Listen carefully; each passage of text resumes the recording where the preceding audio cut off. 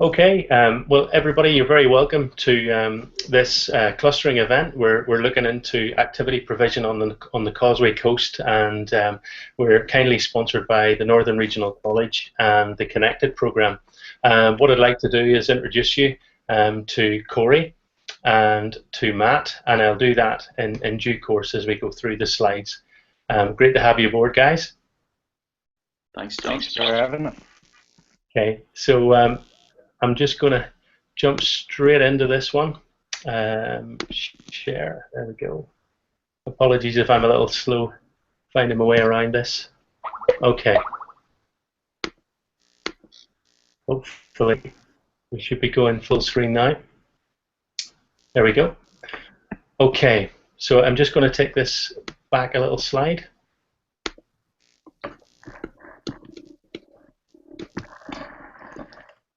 Okay, so as I said earlier, this is an experiential tourism workshop, specifically sponsored by NRC. We got the story, so I suppose that'll unfold as we go along. I mean, I'm a firm believer that obviously on the Causeway Coast, you know, we've got some incredible history, we've got some incredible landscapes, we've got you know, one of the most iconic sites in the world at the Giant's Causeway. So how can we use that to try and feature a little more and actually get people off that beaten track and into some activities? So moving beyond, firstly, I'd like to thank Corey Taratua, who's from Irish Fireside, which is a phenomenal blog. I've known Corey over 10 years now, I think, since the, nearly 10 years, I should say, since the Irish Fest in Milwaukee, where I first met him, and he's subsequently been over this way. So I don't know if you can jump in at that point, or do I have to stop sharing, Corey?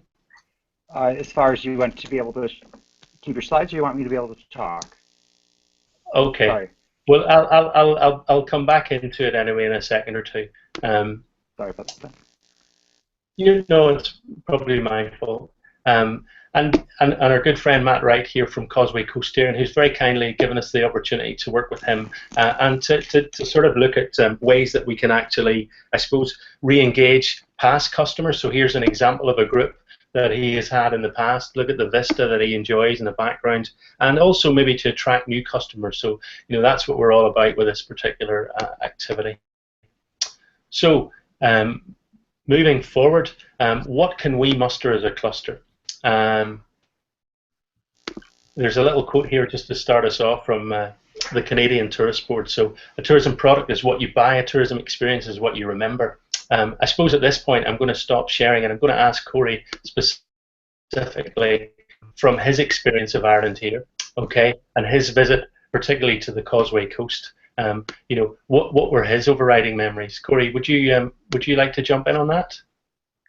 I think for me, coming from a North American perspective, it was unexpected to have everything in such close proximity. That was the very first thing that when I got there, I kept thinking I'd be, you know, spending, you know, I get 1 or 2 sites a day, but actually there's, you know, so much right along there that you could get. It's actually an unfortunate thing because you could actually see the highlights in a day, and really I think for people to, you know, need to start spending some nights in Northern Ireland rather than jumping over either from Belfast or jumping over from Donegal or someplace in the Republic. So, and I think it would also be, I didn't expect the more of the seaside towns. Some of them are a little bit different than what you see in maybe other parts of the Republic. You're able to kind of, they're a little bit more resort oriented. You'll see that throughout, but I think people don't expect resort communities, and also that to kind of mix in with a local community as well as they do in Northern Ireland. I think that's part of my reaction. And then just the fact that I think a lot of North Americans come in with a very 1970s, 1980s view of Northern Ireland, and it is nothing like what, say, my parents would have seen on the news. So it's a beautiful, amazing place, and it's kind of been a little bit of my mission to kind of expose people to some of those lesser known places throughout Northern Ireland, because definitely a lot of Americans would see the Republic and get a lot more exposure to places there. So I'd say my takeaway is amazing stuff. And I also find it more manageable as far as the tourism product, as far as everybody knows each other a little bit better. You'll see that in clusters throughout the Republic as well, but I think Northern Ireland, it's very easy. Everybody can refer you to somebody else. So even when I'm in Belfast and I'm talking to one of somebody there, they've all been along the Causeway coast, so they can give me firsthand recommendations where I won't necessarily get that with places that are a little bit further away. So that would be my takeaway. No, that's good. That's positive. And just Matt, I mean, do you get any sense, from your customers, where's the richness in the experiences that you hear back? What's your customer feedback? Well, it's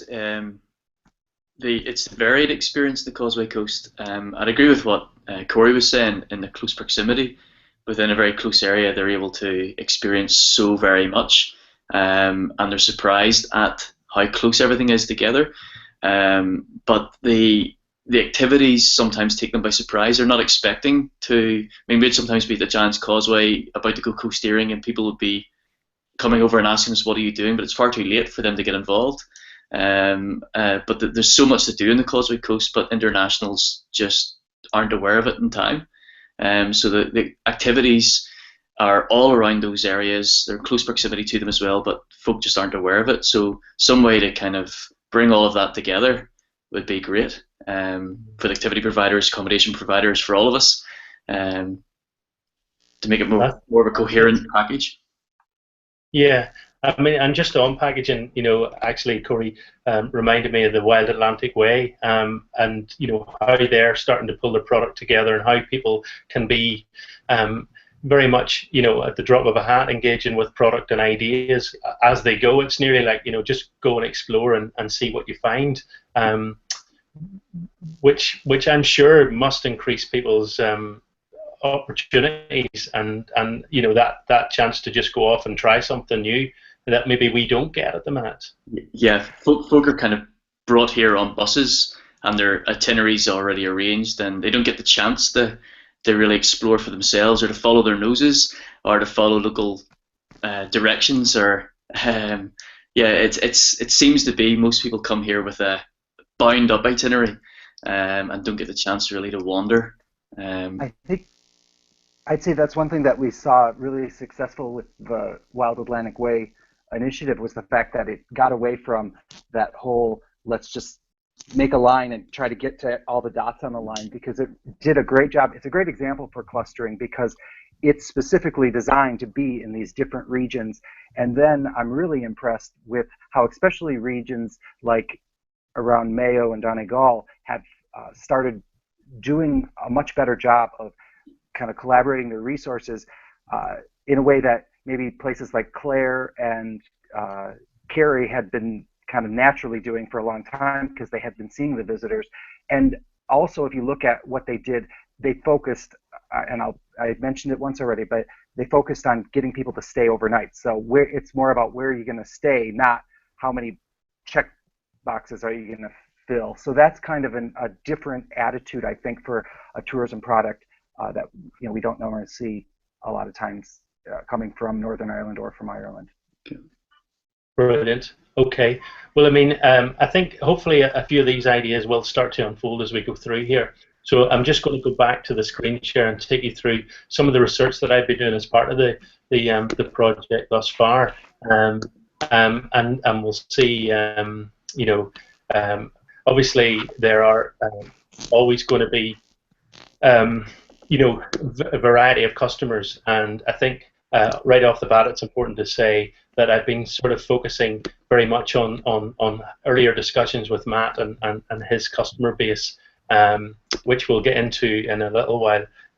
But the first thing, I just want to pop this up about clustering. So the Northern Ireland Tourist Board Toolkit, Tourism Toolkit, has been very useful, and one thing that it has is a little sort of an idea just to give people an understanding of what they see clustering as. Now, there are various definitions out there, and this is one that obviously stakeholders here are happy with, which is really looking at how we link up a variety of products, how we can work together to promote them jointly, and looking for collaboration and innovation.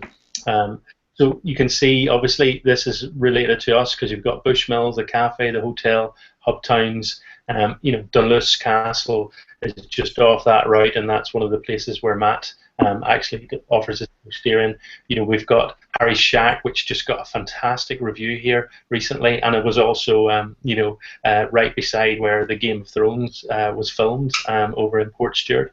And understandably, the main draw would be the Giant's Causeway, and not to mention the Bushmills Distillery. So there's already a nice little hotbed of activity that we have here. So how can we differentiate?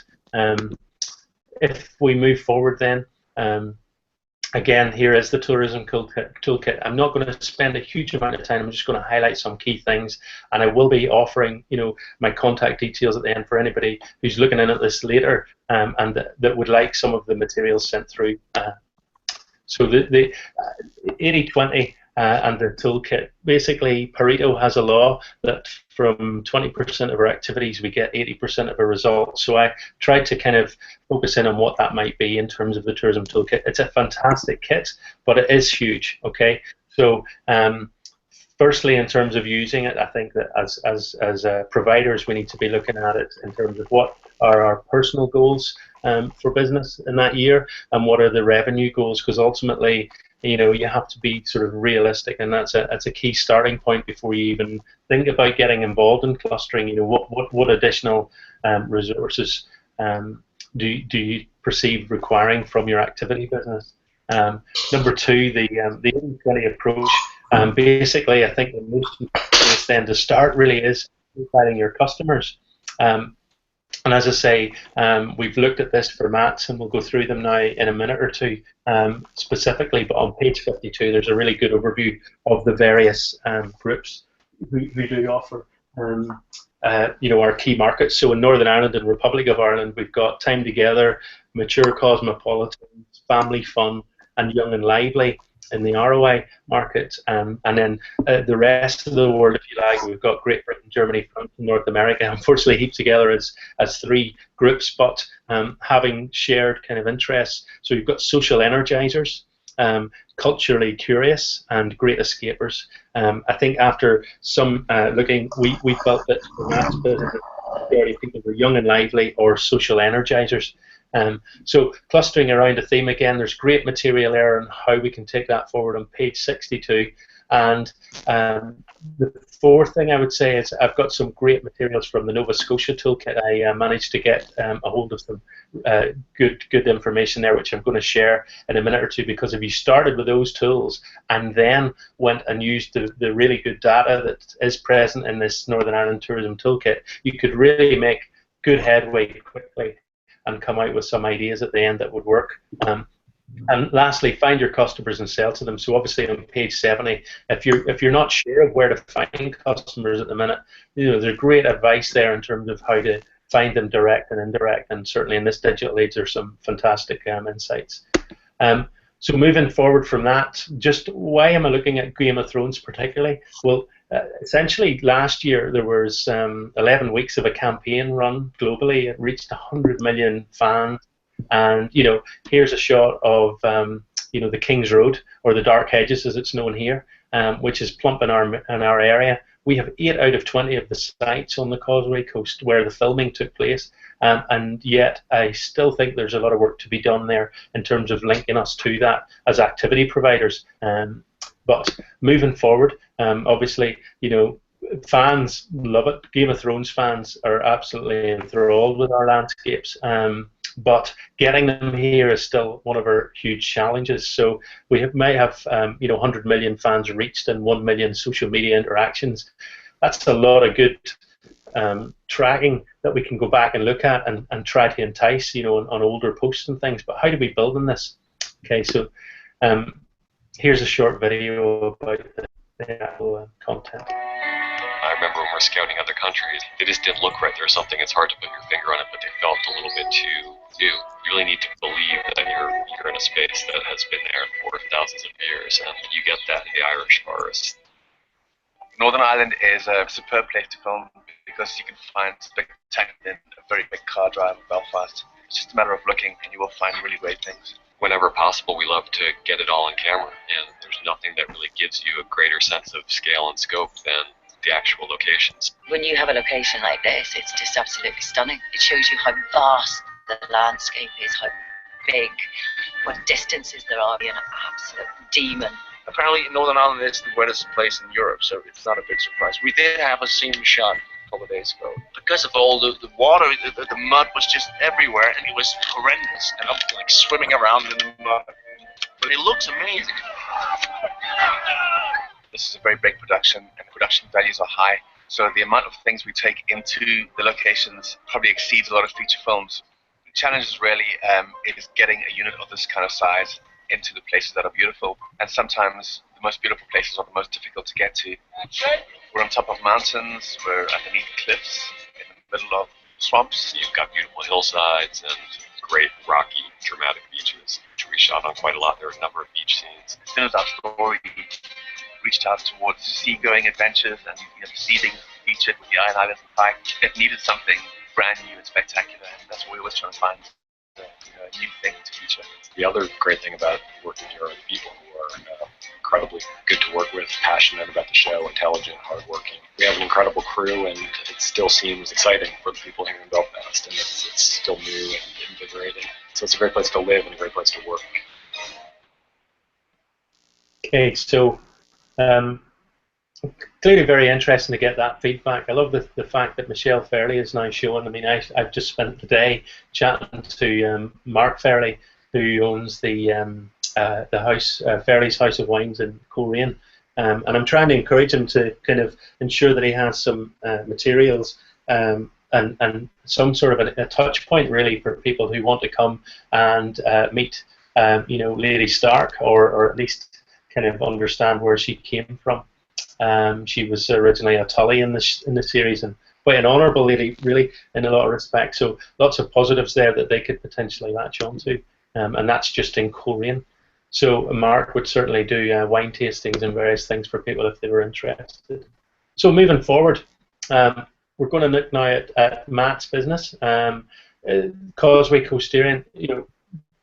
Phenomenal service and experience, really good guides, really fun time out, and I suppose if we were looking at the type of use or user groups, a big majority of them would be social energizers, as you can see on the right hand side and on the left there, of course. But look at those vistas now. The castle on the left, for anybody that would watch Game of Thrones, they can surely see similarities to Castle Pike, and that to me is a huge hook. Not to mention, obviously, if we can get those Game of Thrones fans here and start to educate them on our incredible history and the wealth of opportunity to engage with our own houses, O'Cahan, MacDonald of the castle, McQuillan of the castle, and so on, and the O'Neill.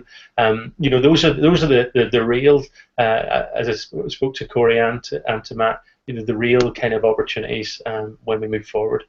So, as I said, social energizers and young and lively would be the key people. There's also, with Game of Thrones, there's a very positive link to the Nielsen data, because it's a demographic of about 18 to 40. And they are reachable through social media, which means that you can do a lot of this work on more effective and less costly kind of ways if you've got time. Opportunity to use props, experiences, or even gamification to rebrand the experience. Now, I'm going to stop sharing a second and just bring Matt in at this point, hopefully, and Corey, and we can just, sorry, have I come off sharing there? Okay, guys. So for Matt, so his client base is 18 to 40s, roughly. There are obviously more than that, but that would be the majority, I think, Matt. Is that right? That's fair to say. It is, yeah. And yeah, what sort of so if you were looking at this and trying to bring back some of those customers again, what currently would be the process? Well, what my carrot at the minute is the various sites that we use. So we use around 11 different locations in the North Coast. So in course of the session, we'll be telling them, there's this spot or there's this, and sometimes you can point to another place across the other side of a bay or round the corner. So it's really the other locations that they would like to visit. If they've thoroughly enjoyed this spot, I'll tell them, well, you would equally enjoy the next one or perhaps more. But aside from the coasteering itself, we don't have another draw really. I love to tell people about the marine biodiversity in the area. I love to tell them a little bit about the castles and all of that, but they're there to coasteer really. That's why they're there. Some people are more than interested in one aspect or other of the marine life or the history or something, but folk don't come to me for that initially. But I would like to be able to play in some of those other themes or Game of Thrones to try and bring people in and develop those other ideas, because at the minute it's just down to locations really. I mean, they're great, but it'd be great to explore some other ideas. Well, at the moment you have Dunseverick as a track, Dunluce as a track. I think you go right across, don't you? Even as Ballantoy-ish, or and Kinbean as well. So basically everywhere with access, we'd be at them, and they all work in a variety of conditions as well. So quite a few of them are actually right by. So you're not a million miles from Larry Ban, obviously. That's right. Yeah, so there's several that are kind of right beside where filming took place as well. That's right. Occasionally you can use Larry Ban and go to Carrigareed or something. But that's a tricky little trip actually. But you can use it. Yeah. So brilliant. Well, I suppose then we chatted a wee bit about this, off camera in the last couple of days and over the last couple of weeks actually. But in terms of sort of gamifying maybe an area where to try and bring people back a second time. So I'll give you an example that I've seen recently where golf courses, municipal golf courses and others in America are actually have soccer golf. Okay, so what they've done is they've literally on one day they just open up to a totally different kind of game, but they're using the same facilities, and it looks good fun. If you're into your soccer and you just kind of want to do something, but you're not particularly a good golfer, well, actually, there's an area where you're able to kind of really feel cool and you're doing something a bit different, and yet you're still kind of with your friends and hanging out. And I thought that was pretty clever. Definitely going to ruffle some feathers at some courses, but yeah. That's the whole idea of this stuff, isn't it? More chance of a hole in one, maybe, I don't know. Yeah. I don't think we're going to see it at Royal Portrush, but what would be interesting is obviously how could we gamify your experience? How can we sort of try and sort of link it into some of these themes? Well, I think somewhere like Dunluce Castle, the two photos that you featured earlier both show Dunluce Castle. It really is above a big bay. A rocky bay, but using that bay underneath the castle with Game of Thrones as the kind of theme, I think you could have team games, you could have some sort of pursuits, you could have attacks on the castle. There's a cave called Mermaid's Cave underneath the castle that leads right up into the bowels of the castle, up into the middle of it, and I think there's so much there. I mean, we know that area like the back of our hand. There's rock pools you could hide in, there's all sorts of little islands, there's various routes you could attack the castle from. It also has a western approach that you wouldn't be able to access unless you're in wetsuits and buoyancy aids and helmets. There's no path down to it, so there's a western area as well with little islands, and so there's so much around Dunluce or Castle Pike that you could use for games. Dunseverick Castle, similarly, underneath Dunseverick Castle, there's islands and cliffs, and there's two approaches to it. It's on a bit of a peninsula. So there's lots of options for games, and I think we have never really gone down the games route with coasteering before, but I think this idea of the Game of Thrones and assaults on the castle would lend itself to us maybe developing some of those ideas, which we've never done before, but it would give us an excuse to try them, and it might give people a carrot to kind of come and try it under the Game of Thrones guise. So I think that would be a useful thing, a useful exercise. Keen to try it. Well, and again, you know, when we get into the specifics a wee bit later, and just sort of kick about how that might actually sort of work for someone who's coming to you for the maybe a second visit, or hopefully attracting someone through the Tourism Ireland website, which has a whole Game of Thrones kind of section to it. Or obviously, Corey gave me some great ideas off screen, and I'll let him share those himself as well about the types of other areas. You know, fans. You know, you were chatting some about the super fans, Corey. You know, through the HBO studio and so on.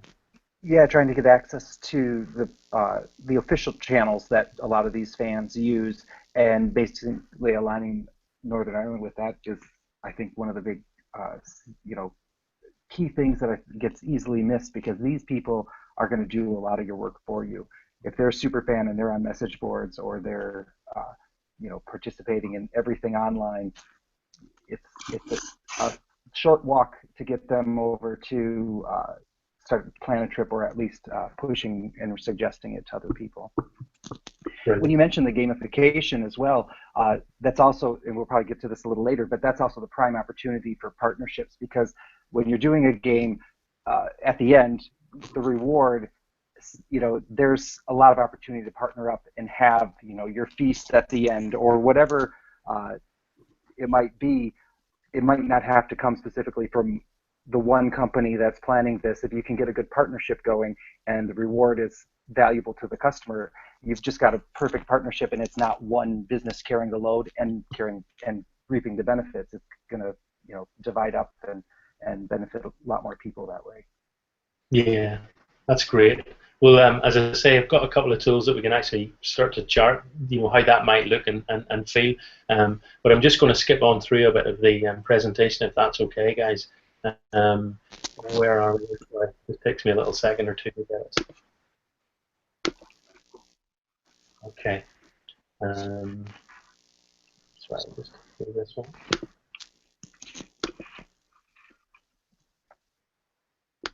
Okay. So.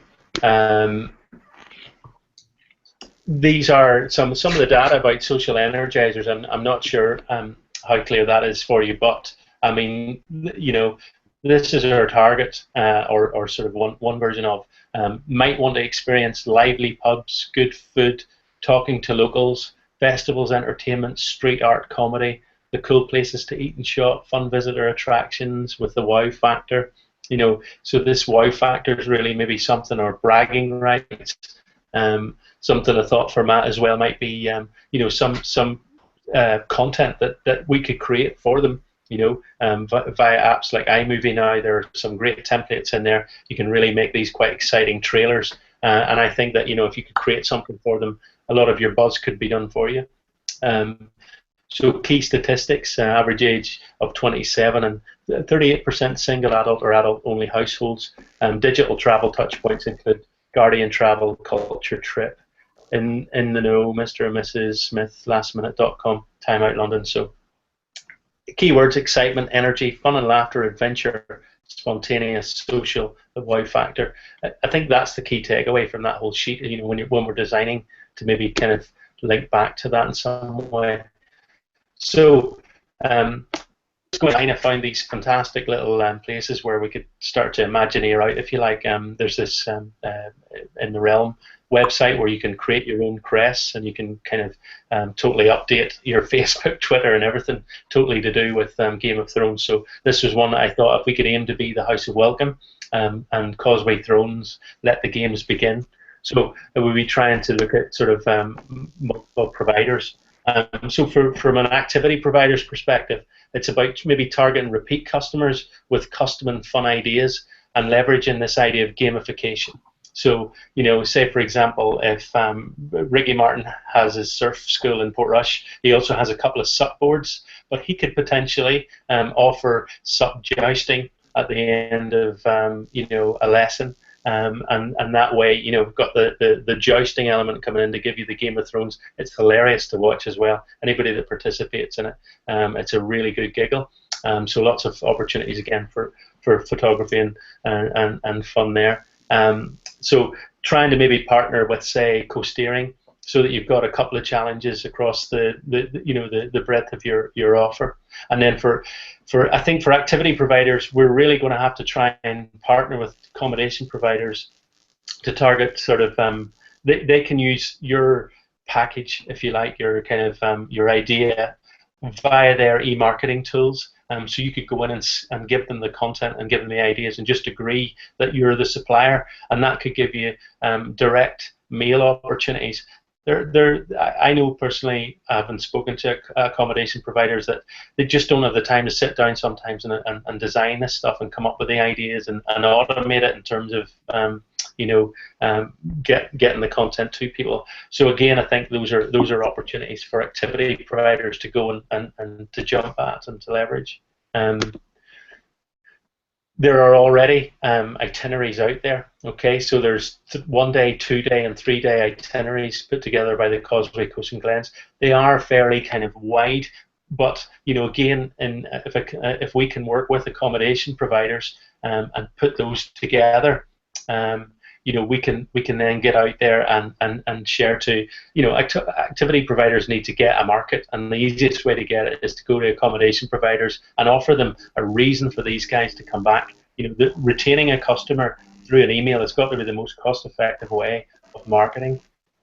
So I think there's great opportunities there. Now, is our history better than fiction? There's absolutely no doubt. Our history is incredible. Now here's a little short clip about Dunseverick, which Matt talked about earlier, and a little about the O'Cahan clan comes into it later. But if we can bring this out on a number of locations and really use Game of Thrones to actually throw it back out there to lift our own history further, I think that we've got a real and sustainable opportunity moving forward. So I'm just going to play this little short video again for anybody that's not seen it. Hopefully, if I can get the buttons to work.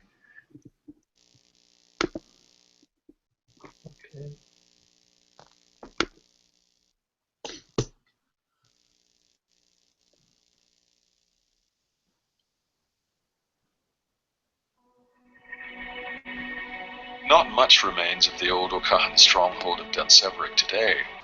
Legend states, though, that at one time the promontory was the summer fortress of Severick, king of ancient Cashel, Tipperary. Severick travelled to the north coast via the Balach Moor, translated as Great Road, constructed all the way from the Irish Midlands, and it linked many of Ireland's centres of powers at that time. Although named around the 3rd century, it had been in existence as a fortification since much earlier times, this due to its natural protection from invaders, surrounded by impassable cliffs, jagged rock faces, and a less than hospitable ocean. It is stated in the Tripartite Life, a collection based on the life of St. Patrick, that the saint visited Dunseverick. He's said to have blessed a well, still known as Tubber Patrick, meaning Patrick's Well. In the Book of Armagh, it is stated that Patrick ordained Alcan, whom he'd educated from youth, having baptized the unfortunate child who was found by chance when a passer-by heard wailing from a tomb in a nearby townland. Upon opening the tomb, the passer-by was amazed to see a baby boy crying by his dead mother's side. Alcan's fortunes changed for the better, and he was later to become a very influential spiritual leader to the Dalriadans, whose centre at that time was nearby Armagh. The kingdom of Dalriada at that time was famed for being a centre of learning and refinement, a reputation which Alcan was later to be recognised as a saint for.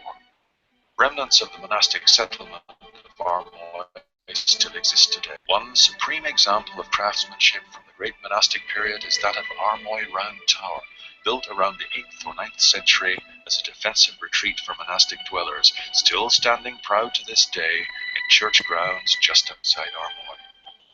Also of note in regard to the rich and varied heritage of Dunseverick is that of a Viking occupation from 871 to 926, a time of great Viking influence along the coasts and waterways of Britain and Ireland. There is a very old story held amongst the O'Cahans which is interesting in this context. Turlach O'Cahan, on his return from the Crusades, found the Danes in occupation of Dunseverick. Their leader had fallen for Turlach's sister. She had consented to marry him on the condition he be baptized a Christian. The day of the ceremony arrived, and so dissatisfied with the affair was Turlach, that when the abbot of Bangor was about to administer the rite of baptism, Turlough leapt forward and threw Greek fire over the Dane, exclaiming, "You've come here for baptism. I'll baptize you with fire." A fierce struggle ensued between the two mighty warriors, which, like the fire, spread quickly through the castle until many became involved. In the battle, the fort burned, and both antagonists and many more were killed. On witnessing this barbaric and harrowing scene, Turlough's sister could bear no more and threw herself off the cliff's edge into the ocean, where she drowned. It's said that the long, heartbroken wail of old Gran Euro, banshee of the O'Cahans, is often heard rising above the winter storm, insisting on the fallen members of the O'Cahan clan. That old Greek fire, eh? Bit of a problem today, isn't it, with the euro? But again, just getting back to the opportunities. So the amount of advertising that has been done around this particular subject obviously is more than significant. I mean, just to give you an idea in terms of Game of Thrones, the opener drew a series high of 6.6 million viewers in making it HBO's most watched program since the Sopranos series final in 2007, which drew 11.9 million. Okay, and that's up from season 3's premiere, which garnered 4.4. So my question is, what's this next series going to kind of bring in terms of the volumes? We can discuss that a little later in terms of how it's faring internationally and locally. So the next series premieres in April. So that's series 5, and yeah, it'll be interesting to see now what the what season 5 is going to bring. Okay, so a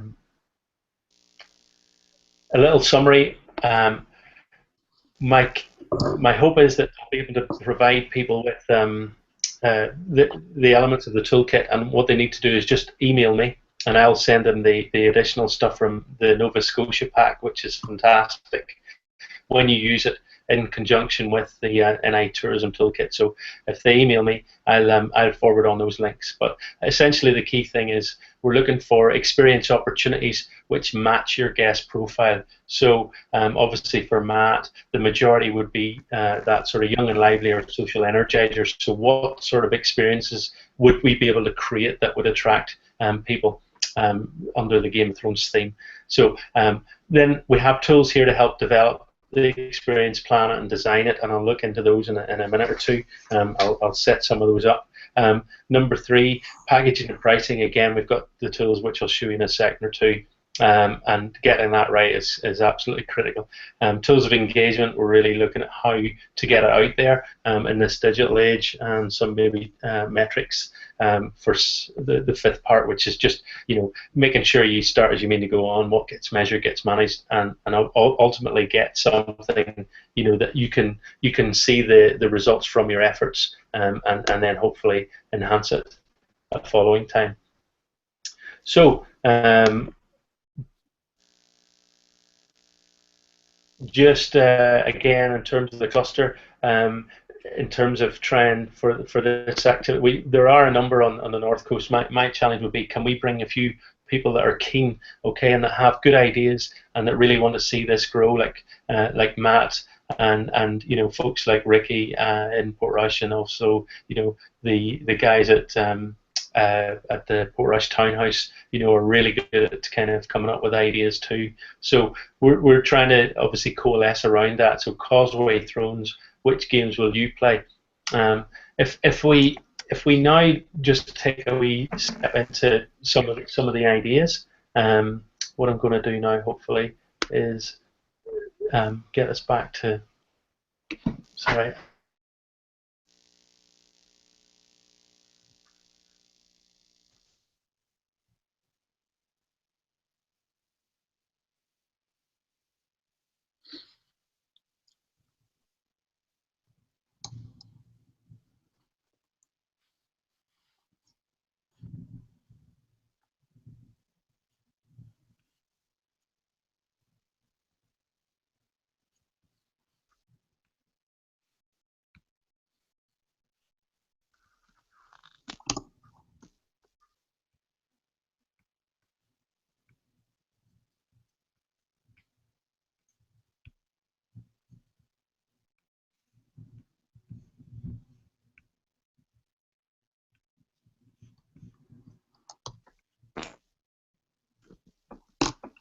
John, do we lose you? I think he's gone. Well, then the two of us should take a moment. Maybe if we can, are you able to send him a message to just let him know that we're not able to hear him? I will. Oh, so he just left and he's bouncing back on, I bet, in just a second.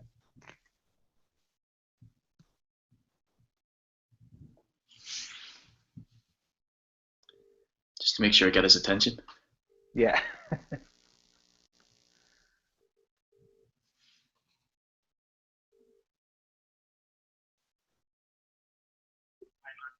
Okay, John, you know you've gone.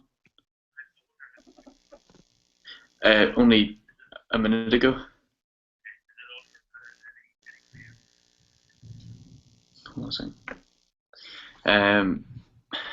Well, we're still here. Corey and I are still online. Yeah.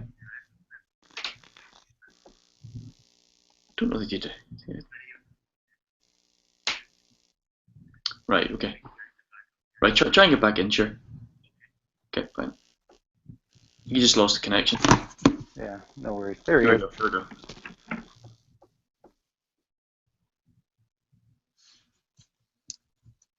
We'll blame the storm. Sounds like you're getting some weather. It really is rough outside. You know, Matt, something that I could bring up right now, that a partnering opportunity that would be very similar to what you do, is on Clare Island. Have you followed their singles weekend and some of the other co-steering activities that they're doing out there? Well, no, but actually, someone from Clare Island just contacted me today via Facebook and asked me to like their page, and they're an outdoor provider, so I haven't even had the chance to look at it yet, but that was only today. Yeah, but well, definitely it would be in line with some things that you're doing, because they're it's an accommodation provider pairing up with sure. kind of adventure sports type of thing, and one theme they had was singles, another one is some youth activities, and then other ones are just regular calendared events type of thing, and it's been a great success for them. Okay, cool. Thanks, Corey. Thank you. John, welcome back. Thank you, guys. I'm not sure at what point I dipped out there. It seems like it was right at the end when you were about to switch gears. You had closed out the PowerPoint and you were going to switch to something else. Okay, no worries. Well, I mean, I have a couple of. I don't want to kind of stop you if you were in a good flow there, guys. We were just no. You go ahead. Okay. Well, there are a couple of sort of worksheets here which sort of created to kind of start to look at how we could package together. And I'm just going to see if I can bring these up on the screen again. Apologies if I get lost again, but fingers crossed I won't. So where do we see? Screen share. Yes, just the document. Can you see that? Yes. Mm-hmm. Yeah. So this is a worksheet called about experience planning worksheet. So trying to kind of describe the experience. So I've literally just started to color it. Causeway Thrones, which games will you play? 2-day experience, multiple activity providers, and a map and a range of activities for real-world battle histories and Game of Thrones sites. Okay, so the theme of the experience would be Game of Thrones. What are the memories, messages, or new learning you want the guests to leave with? So challenges, raid on Castle Pike, show some of the visuals. Maybe you could have a card or two that sort of aligns Dunluce Castle with Castle Pike. You know, there are probably some other recreative things that you can set the scene with even before a customer arrives via emails for that challenge. Maybe like these sorts of super fans and even regular people would just have a bit of a giggle turning up as the house of whatever, you know, and maybe kind of just having a bit of fun throwing a cloak on, which could just be literally like, you know, an old blanket in the house, you know, so that it doesn't have to be overly elaborate. What we're trying to do is make people have a bit of fun and be creative, you know. I think the key though would be, you know, they choose their, you know, the house and banner.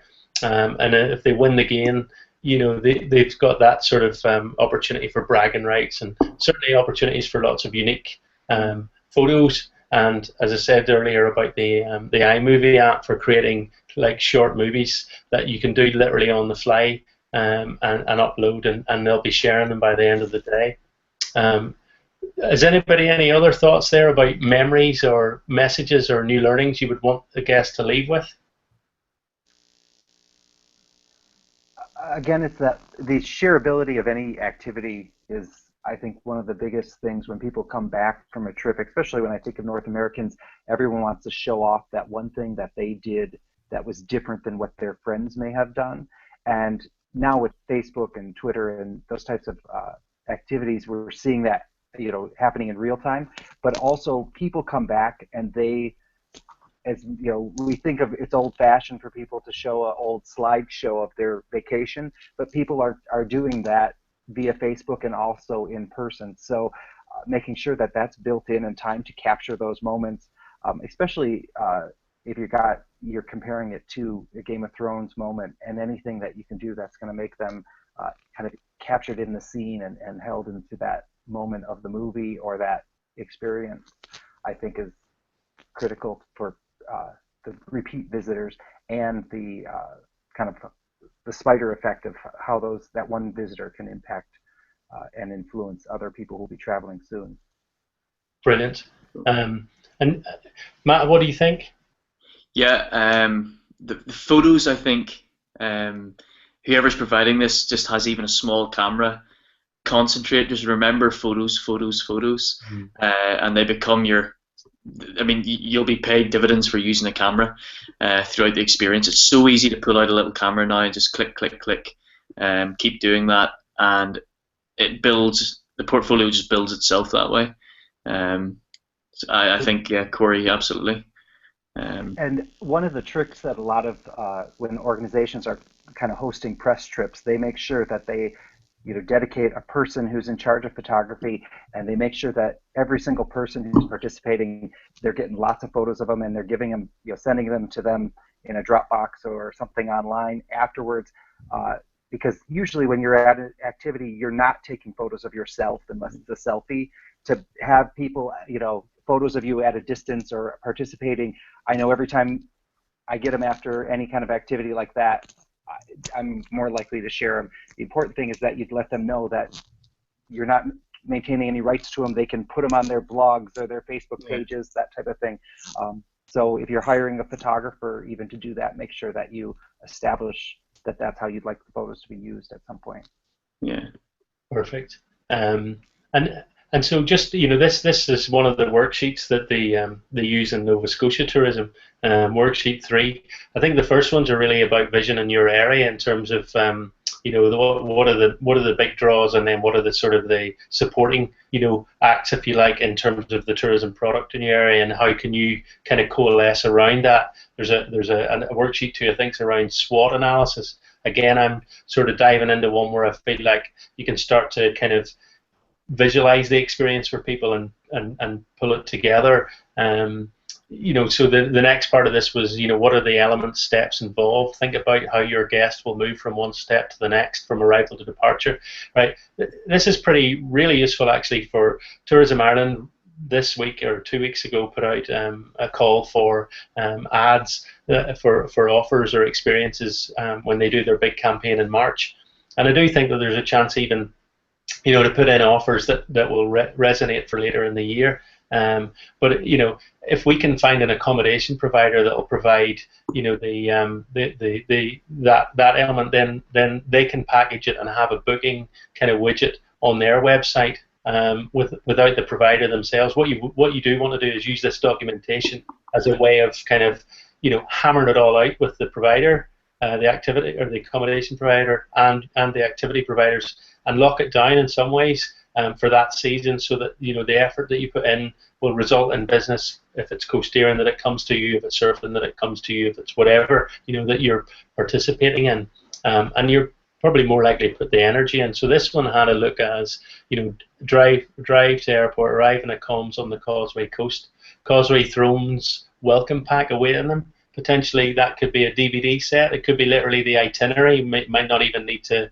bother with any footage at all. Just give them one of the itineraries that are there, and then sort of for example, you could do day one as the castle challenge, and in the evening, you could have a Thrones meal at a local restaurant, or some local trad music, at the House of MacDonald or the Spring Hill in Portrush, or in the Bushmills Inn, depending on the time of the week. And day two, you could go to Ricky and do a suck joust, and then have a sort of a treasure lunch somewhere. I know that sounds a bit cheesy, so the food element of this definitely needs a bit of development to make it attractive, I think. But I'm told, speaking to Peter Boland, who's the head of tourism and a film tourism specialist, that's his doctorate, is in that the food element of Game of Thrones is now going to be the next big opportunity, really. So I'd be interested to see if Harry Shack could maybe throw something onto the end of a day or an experience. But that's just one loose kind of top to tail there.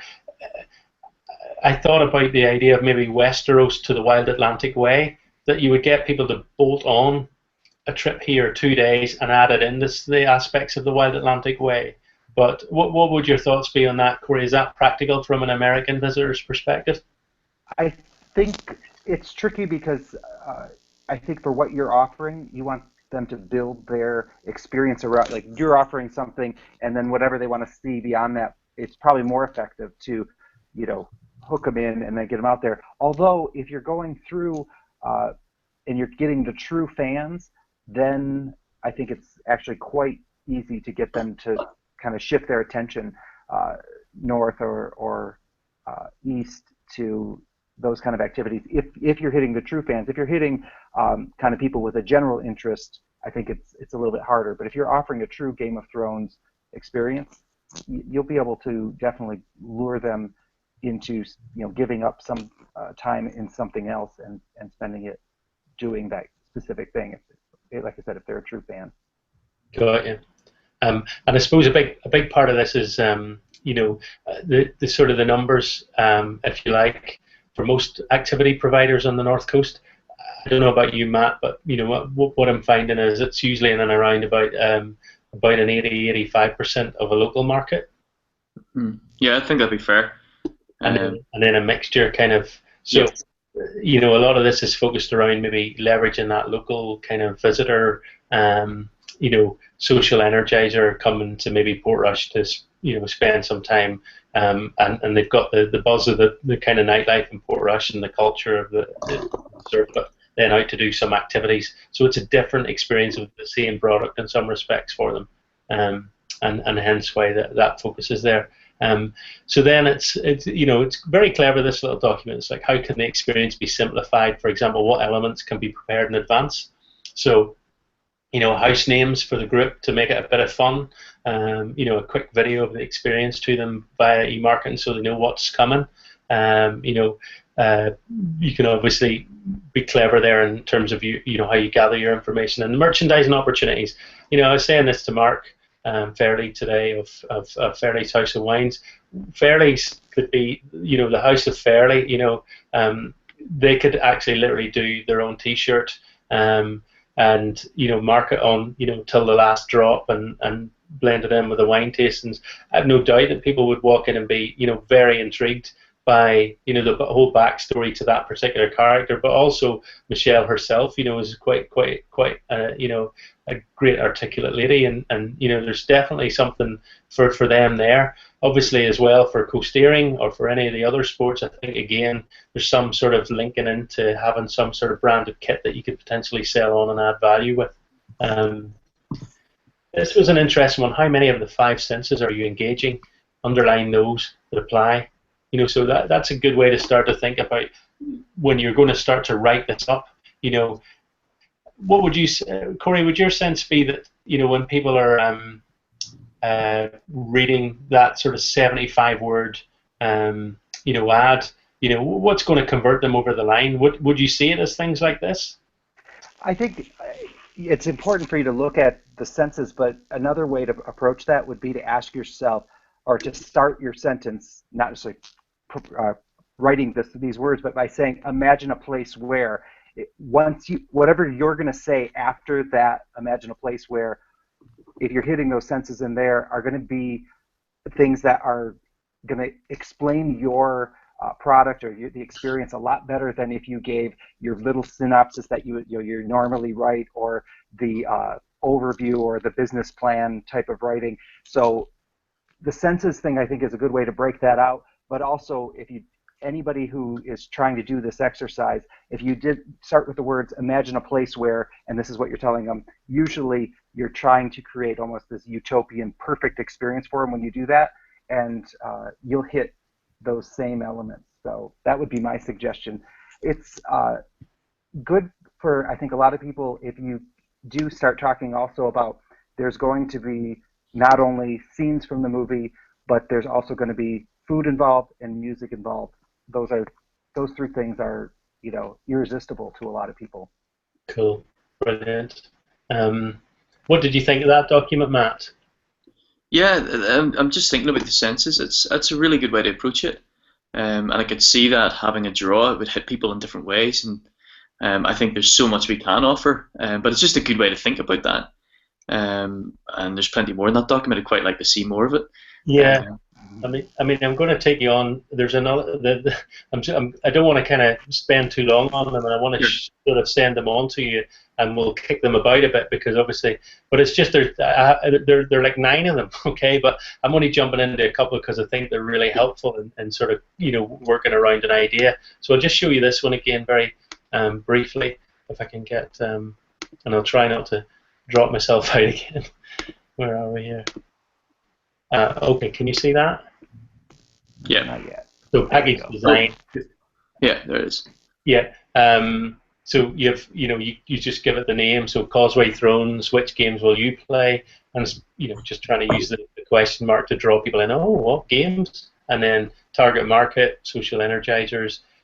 Package type. So you can mark your selection by typing an X. So which of these would it be? Half or full day getaway. I mean, you could do this obviously individually as a half or full day experience on your own mats, or it can be a getaway sort of situation.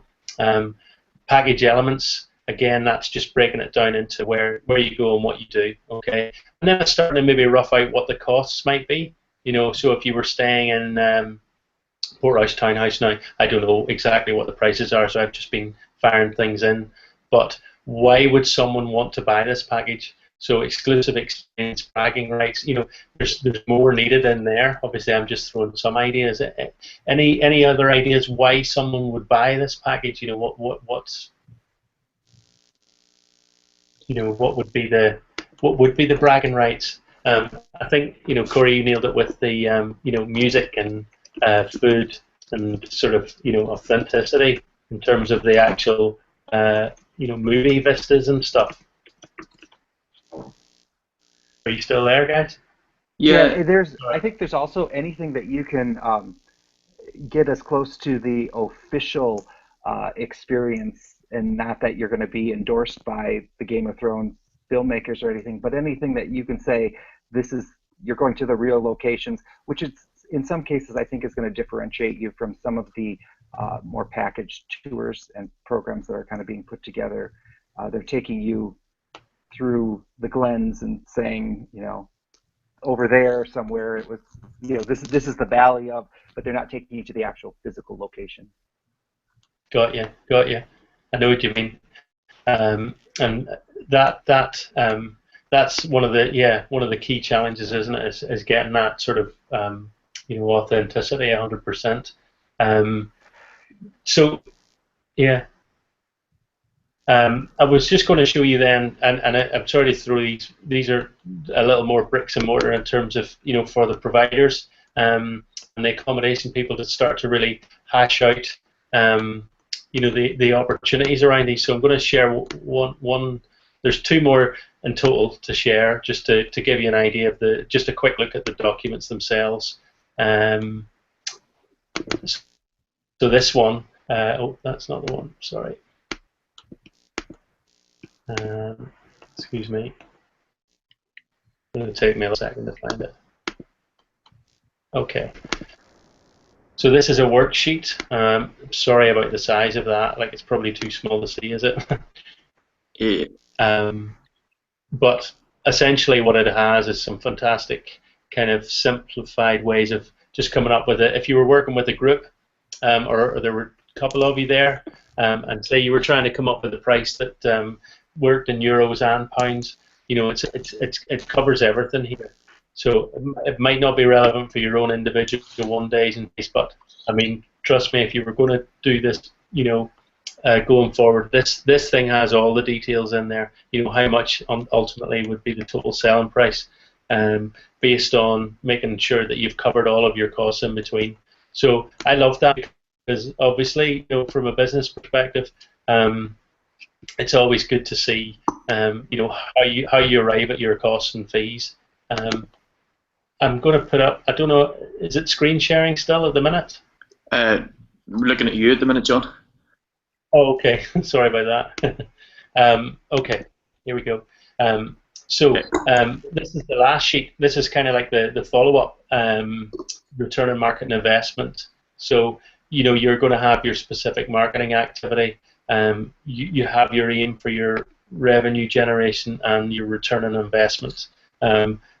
Obviously, in beneath each of those, you're going to do specific activities and then measure against that. There are many different ways of measuring, but I suppose for some, there are these worksheets again available for those that want to email me, and I'll forward them all on. Okay.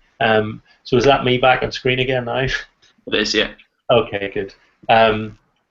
So I think just to kind of sort of take us to the stage of just openly chatting about stuff.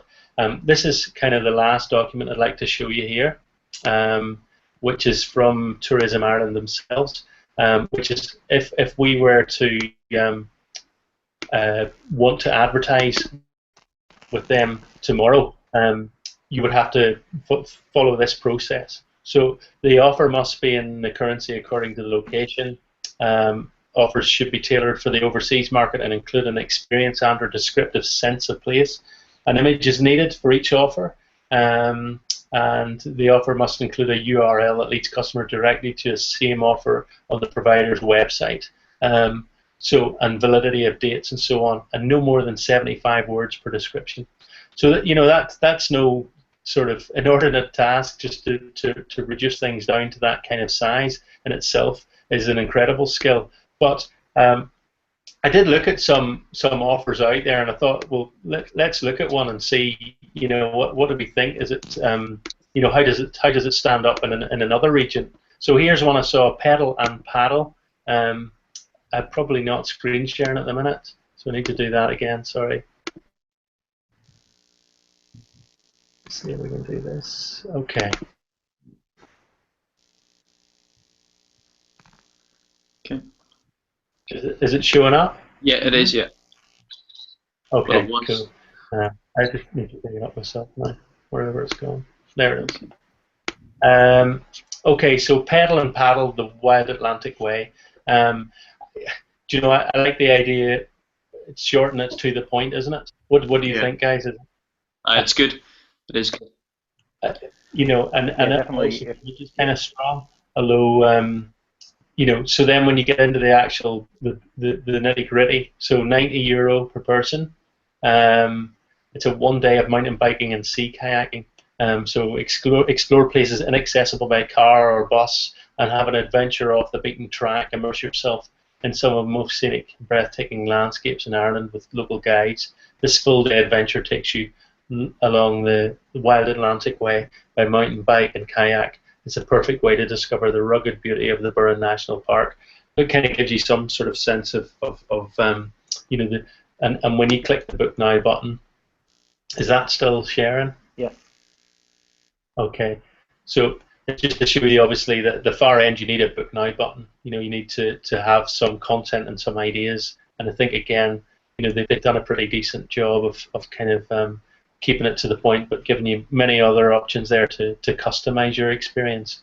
I think, what are your thoughts on that element of of packaging the experiences for clustering? I like how simple those are. The hardest thing is getting is getting people to those sites. Are how deep are people going into Tourism Ireland and finding those, and that's partly, they're working on that and trying to make that happen. But I think sometimes you run into, especially with that particular age group, they're actually searching specifically for activities, not necessarily through Tourism Ireland. So you need to be in both places, I think, both having a presence kind of on your own, or if there's actually a online catalog of activities associated with Game of Thrones, and then also on the Tourism Ireland website. Good point. Yeah, I mean, it's not necessarily the target demographics, and that's where we would maybe go and spend a bit of time and dial into. I mean, because I'm sure Tourism Ireland have those statistics there for people that do advertise with them, and you make a very valid point. I suppose even just the structure of how they pull that together, though, in terms of the logistics of if we were to create things ourselves in the future around Causeway Thrones or whatever, having providers either that they can book themselves or that they work with a partner who can convert that, because I mean ultimately, people, the percentage is quite incredible. Certainly, I've noticed in the UK. Over 70% of people have actually purchased something via their mobile phone or their smartphone now. Are you getting a sense, Corey, that that's big in the States too? Yeah, it is. Anything that people can do online, they're definitely veering towards that. And I'm seeing that across the board in every age group. It's not just the under 40s. It's definitely taking hold with people who are 50s and 60s as well. So.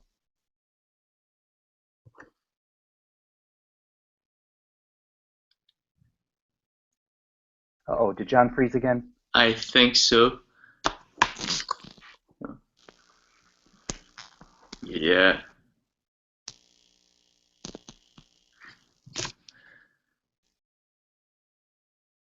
Just making sure he's aware of that. Yeah, I'm sending one too.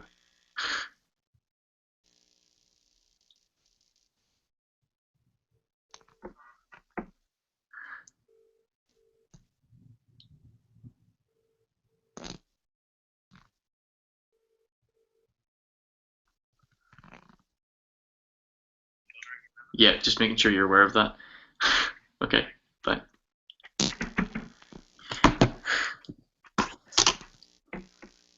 Well, feel free to, are there any areas that we could pick each other's brains before John returns?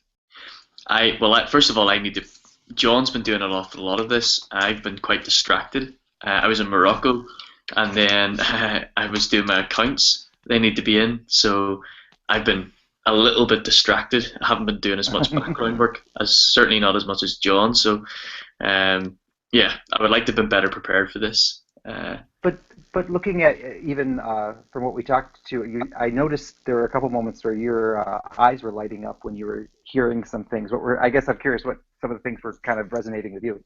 Yeah, I've been taking quite a few notes, so yeah, quite a few different wee things that were very good. But John's back. Oh, good. Well, are you John? I think so. Okay, you are. Okay, right. I'm sorry about that, guys. No. No, I mean, pretty much that's all of the documentation covered, and it's just a.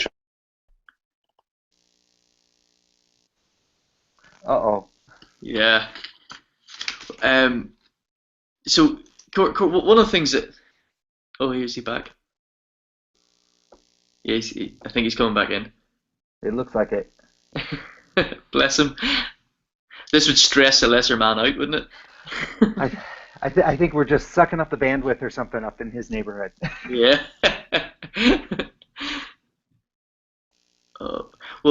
The C.S. Lewis stuff. I had some Americans stay with me 2 weeks ago. Friends of a friend. I'd never met them before. I let them crash here, and they were very excited about going to Ross Trevor. And they explored the C.S. Lewis trails around Kilbrony. And I don't know if they got up right to the top of one of the mountains, but there's more at one of the summits of one of the mountains up there as well. They've done quite a good job, and they were so excited about that. And then I was telling them about the castle. Dunluce is also his inspiration for Cair Paravel and all of that. but yeah, we forget very often how excited people are about those things. Yeah, and the other thing that is interesting is that there might be people who aren't necessarily Game of Thrones fans or C.S. Lewis fans who, once they get there, it can be simple things. And I can think of two really good examples. One is in Neenah in County Tipperary. There's a pub that was owned by the father of the girl who was the first lead in Riverdance. And that's all he started doing was, it's a restaurant pub, and he just started putting posters of his daughter up. Well, the poster then, there was a pair of shoes on the wall. Well, suddenly, any tourists that came in, suddenly that was their kind of claim to fame for their own trip, where they were like, and I was at the pub of the father. I mean, it's Okay, kind of a long string, but people kind of were very excited about it. And then it also got them thinking about that. In Limerick, I'm sure people are familiar with the author of Angela's Ashes, Frank McCourt. Angela's Ashes takes place there. Well, there's a pub there that he mentions in the book as the first place he ever had a pint. And so a lot of people who are familiar, who have read the book, go to that pub. Well, the people in the pub always refer them now that there's a Frank McCourt Center in town or whatever. So that, and vice versa, there's this relationship going. It's amazing how one little tidbit that they're kind of excited about gets, I mean, because a lot of people would overlook Limerick completely, and that's the one little hook that drew them in. Okay. So it's fascinating how that can go. So when I hear things like the Fairley family and having the wine shop, my goodness, get a picture. He needs a picture of his sister on the wall, and so that anybody who walks in asks about it. Yeah. No, that's cool. I'm trying to think now. What do I have in my family tree? I think it was a slow build for things like, at first it was just a novelty, but once enough people talked about it to enough people, it became there was a little buzz within certain networks, and so if it gets a mention in, say, one of the Irish American newspapers, because a lot of people who make a trip, they just can't resist writing a little article for their, for the Desert Shamrock in Phoenix or something, and it might be just a short article, but it's amazing how they'll mention that, and then when people see them, they love the fact that people say, "Oh, you're the guy who went into the pub that had the," people, they want their trip to feel special and a little bit different than everybody else, even though when they're planning it, I think they have a hard time breaking away from the real structure. Whatever, I want the most unique trip ever, but I'm gonna see the top 10 things on the every list.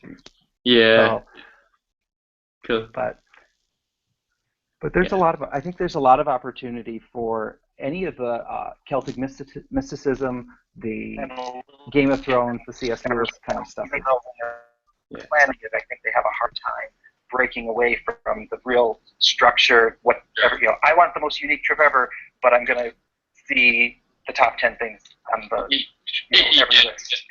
Yeah. So, cool. But guys, I have no idea whether I think there's a lot of opportunity for. We could see you, John, but I can hear myself as I'm talking from about 2 minutes ago. Game of Thrones, kind of stuff. Planning it, I think they have a hard time breaking away from the real structure. Whatever, I want the most unique trip ever, but Okay, let me see. Are we still there? I'm still here, and I'm not hearing my voice in double again, so that's good. Sorry about that. It seems to keep logging out here for some reason, guys. I really apologise for that. It's a storm, John. It's a storm. It's a storm. Storm is raging. Winter's coming. Absolutely. No, I did get to listen, and I just couldn't. I could watch the playback, but I wasn't able to interact there for a while. Absolutely agree. There's trying to find those little stories and leverage them and try and there's so many people here who've been extras, as Matt probably alluded to as well. He knows a few of those guys that have played in different things. So it'd be really good as a cluster we can go out and find those little elements. There's, if you look at a town like Kong, where The Quiet Man was filmed, it's anybody who was associated with the film, even if their brother was the extra or the whatever. It's amazing how people who are interested in that it's the only connection they can truly get, I think, to the experience that's physical, and that physical connection to something that you've had when you're watching on a film or on television. It's in your head, you're there, you're dreaming about it, and that's the closest you can get to being there. And I think that's what the magic of something like Game of Thrones is. Okay. Well, I think certainly, I for one, I'm going to have to watch a bit more of it, and or at least study up a little more on it. And I'd like to, obviously, spend some time and work with Matt and with other providers as well, and maybe use these documents and see what we can come up with. I did come up with some words that I thought might be kind of appropriate. For sort of an experience, and try to keep it to 75 words, just to give it. So it's time to go Westeros, walk the infamous rope bridge, seek out secret retreats with exceptional guides, all in the land of giants. Immerse yourself in a history richer than any fantasy. Learn a new skill, taste success through coast-steering or other coastal challenges. And this isn't the actual one, but I have one there that's about, but it all finishes with, visit the Giants Causeway coast and join the House of Welcome. Which games will you play? You'll be trying to, it's not there yet, but it's on that road somewhere. And as I say, it would be lovely to create something, and then share it to see what sort of feedback we get from those, from fans particularly. And maybe go on to Quora or some other websites and just, or the forums, and just throw it out there and say, I'm sort of sitting looking at what was probably the inspiration of Castle Pike. If you were me, would you enjoy this experience? Probably that sort of learning is where we need to go next, really. Yeah, and I think, aligning yourself with the people who are the forum administrators and some of those people, you're going to get a lot more mileage out of your posts by getting kind of their buy-in as well, because I've noticed if you're crashing the party, they sometimes don't respond as much, but when it's, they're the ones bringing it forward or kind of giving their seal of approval. And I'm really specifically thinking of some of these, forums and fan sites that are based around these types of activities, films and fantasy and science fiction. You'll probably get a lot more mileage out of that. So the other thing I kind of keep thinking about is this audience and this age group. I hear a lot of times people that I talk to in tourism, it's not their favorite audience. They kind of don't see them as having the money that they want, or they have a lot of reasons why they're not attracted to, or really wanting to appeal to those. But I think people are forgetting that something like Game of Thrones, at least in the United States, it's a premium channel. So either people are paying for this channel to watch this program, or they're paying to download or paying for DVDs. So this is a group that it's not your hooligans, and it's not your people who are always living broke. And like the fact sheet that you had shown, they're willing to pay for special things.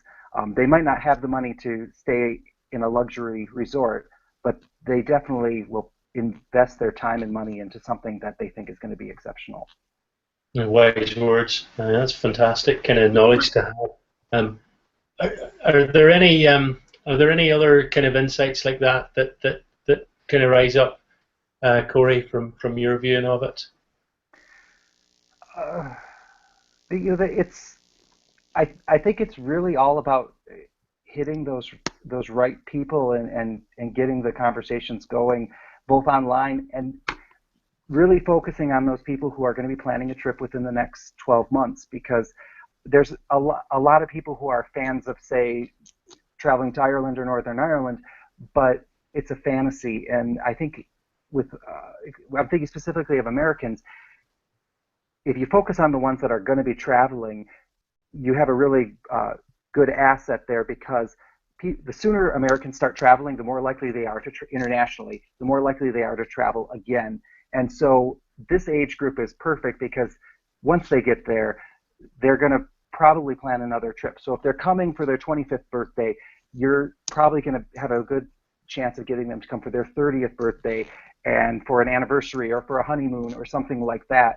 So I think that's another reason why this age group and this whole demographic is maybe more valuable than putting all your eggs into people who are doing the trip of a lifetime type of people. They're great, but they're not the same people, I think, that are planning the game. Some of them might be, but the trip of a lifetime people are people who are going to come maybe that one time to Ireland. That's my gut instinct on that. I don't have That's data really to back it interesting. up. That's a good point. Yeah, I like that. I mean, my experience of North American market would be, like, and this was when I was doing tour guiding, and would be sitting in the Bushmills distillery watching literally demographics walking in past you, and a lot of people are on that one trip when they're doing their Ireland trip, and they're going to pretty much be in Northern Ireland if we're lucky for that one day. Some of them are stretching it a little more, but then there's quite a lot now, a higher number of independent travellers, independent transport, and researching on TripAdvisor and various things before they get to us, and they're very clear on what they want to do. Very savvy kind of traveller, and those are the people that are probably the best opportunity. Unfortunately, they're just not the same volume maybe as those on the buses, but if we can get to them and find them beforehand, we can, one, give them incredible experiences, I think, but we just need to get better at meeting them at the decision points. Yeah. There's because I met Johnny, I met you at Milwaukee Irish Fest. I think you probably got more people interested in the Causeway Coast in your one visit than probably a lot of other avenues that tourism people have done, because you were talking specifically to the people. And I think of the hotel that won the TripAdvisor Best of Ireland, I don't remember what the award was, but Harvey's Point. They're another one that they come to the United States and actually meet with people. And I think it's their third or fourth year in a row that TripAdvisor has put them at #1 on the list. And part of it's because they start interacting with people way before their trip, and they are targeting those people who are coming. In their case, they might even be looking at a shorter window, like, are they going to be coming in the next 9 months even? And how do we turn that around? You start that early. These people are so loyal to that hotel now. They go right onto TripAdvisor the day they arrive, and then they update their review afterwards. And that's TripAdvisor sees that and keeps raising them up in the rankings. And they're also, I think they're not, like #8 in the world or something. Or, they're in the top 10 in the world because of that. So it's a pretty amazing thing. Yeah, it's a good focus. And you don't have to be traveling to the United States or to Australia or whatever necessarily. There are other ways of doing that, but going for that effect is valuable, I think. Well, Matt, I mean, are there any last thoughts from you, just in terms of the overall kind of clustering experience online? Obviously, this one was very much presenter led. Normally maybe we would have shared those sheets beforehand, and those that come online could literally just be sitting at home and sort of like working through the documents online and getting some agreement. Do you think it's got mileage to kind of link this way? I do. I think it's good. I think both of you have lots to share that I've been learning. You've got a good handle on all the terminology, what's happening behind the scenes in tourism. Like, both of you have tremendous insight that someone like me doesn't really. I don't know. We don't really get into that to the same degree, but it's great, and to hear it being explained in context. I think is really, really good. I've taken quite a lot of notes here. Been really enjoying this discussion. I'm certainly not a presenter. I've really been enjoying listening to the two of you discuss it. It definitely is worth other people like me getting a hold of this information. I think, Matt, my question to you is, what is the biggest kind of roadblock that you see to that, what you know how what problems do you need solved that are going to make things a little different and better for you as you're trying to create new products and new experiences? I think my biggest challenge is whether or not I can gamify this, or whether, going beyond the Game of Thrones thing. I can give any American Canadian the day of their lives. Honestly, I'm not even. I've heard it so many times. My challenge is getting them. So what you were saying about this social energizers, Young and Lively, don't really go on to the Tourism Ireland and find us there or whatever. It's getting on the radar before they ever arrive in Ireland. That's the challenge. If they ever get to me, they don't regret it. And I'd say most of the other guys would say the same thing. But that's our challenge, is being discovered. I would say that's my number one issue.